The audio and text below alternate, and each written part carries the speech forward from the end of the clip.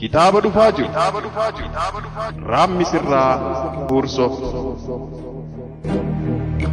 Raammisirraa Huursoo itti fufa raammisooti.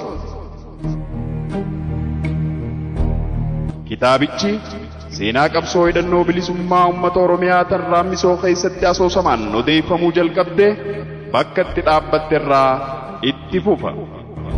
Haala kanaafis baabu'ii qabsoo bilisummaa keessa namaan deemee qabsaa'ota wallaalsoo bilisummaatiif manaa bahan waliin akkuma maqaa isaatti raammisirraa fuudhee mooraa chaartaraa keessa fullaasee mana hidhaa Huursoo nama naqa.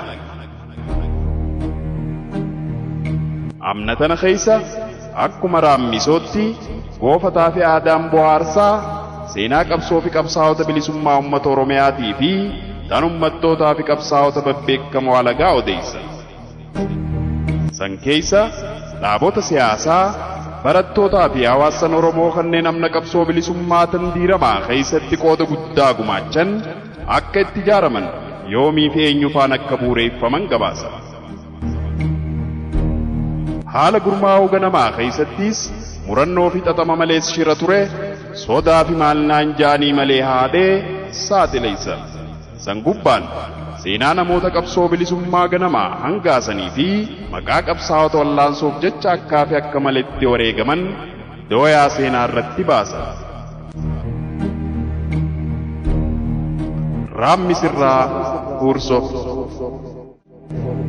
Barreessaan Abdurrashiid Abdurrahmaan yookaan Abbaa Urjiit.